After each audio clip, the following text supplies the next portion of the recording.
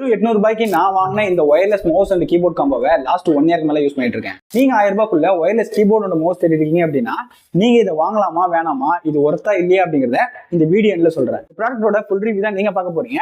இதுல ஒரு முக்கியமான டிராபேக்குமே இருக்கு, அதை வீடியோ எண்ட்ல சொல்றேன். ரிவ்யூ பார்க்கறதுக்கு முன்னாடி பாக்ஸ் என்ன வரும்னு தெரிஞ்சுக்கோங்க. ஒரு கீபோர்ட், ஒரு மவுஸ், ஒரு யூசர் மேனுவல், ஒரு வாரண்டி கார்டு. பாக்ஸ்ல பேட்டரிலாம் வராது, எதிர்பார்க்காதீங்க. ஃபர்ஸ்ட் மவுஸை கையில் எடுக்கும் போதே செம்ம காம்பாக்டா ஃபீல் ஆகுது. என்னோட உள்ளங்கை சைஸ்ல தான் இருக்கு. ஸோ இதை நீ ஈஸியா சட்டை பாக்கெட்ல இல்ல அப்படின்னா பேண்ட் பாக்கெட்ல கூட எடுத்துட்டு போகலாம். மவுஸ்ல right click, left click and அப்புறம் பாத்தீங்க அப்படின்னா ஸ்க்ரோல் பண்றதுக்கு ரப்பர் ஸ்க்ரோல் கொடுத்துருக்காங்க. மேல உங்களுக்கு டிபி அட்ஜஸ்ட் பண்ற பட்டனுமே கொடுத்துருக்காங்க. 1000ல இருந்து 1200 டிபி வரைக்கும் டிஃபால்ட்டாவே வந்துடும். வேணும்னா நீங்க அட்ஜஸ்ட் பண்ணிக்கலாம். மவுஸ்க்கு பின்னாடி பாத்தீங்கன்னா உங்களுக்கு ஆன் ஆஃப் பட்டன் இருக்கும். அதுக்கு கீழே பாத்தீங்க அப்படின்னா நீங்க ஓபன் பண்ணிக்கலாம். ஸோ ஓபன் பண்ணீங்க அப்படின்னா ஒரு டபுள் பேட்டரி போட்டா போதும். அது கூடவே உங்களுக்கு ஒரு டாங்கிளுமே கொடுத்துருப்பாங்க. ஜஸ்ட் டாங்கிள ரிமூவ் பண்ணி நீங்க லேப்டாப்ல பிளக் பண்ணா போதும். யூஸ்வலா நீங்க மவுஸ் யூஸ் பண்ணும்போது அதுல கிளிக் பண்ற சவுண்ட்ஸ் வரும். சோ இதுல சுத்தமா சவுண்ட்ஸே இல்ல, ரொம்ப சைலண்டாவே கொடுத்துருக்காங்க.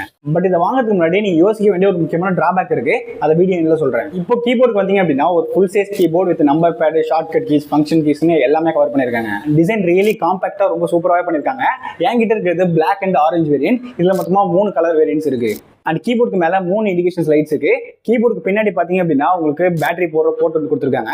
இதுல நீங்க ஒரு AAA பேட்டரி யூஸ் பண்ணா போதும். பேட்டரி லைஃப் உங்களோட யூசேஜ்க்கு ஏற்ற மாதிரி டிஃபர் ஆகும். ஸோ நீங்க கீபோர்டையும் மவுஸையும் கனெக்ட் பண்ணிட்டு 10 நிமிஷம் யூஸ் பண்ணலாம் அப்படின்னா ஆட்டோமேட்டிக்கா ரெண்டுமே ஆஃப் ஆயிடும், பேட்டரி சேவ் பண்றதுக்காக. டைப்பிங் எக்ஸ்பீரியன்ஸ் பொறுத்த வரைக்கும் கீபோர்ட்ஸ் நல்லா சாஃப்டாவே கொடுத்துருக்காங்க.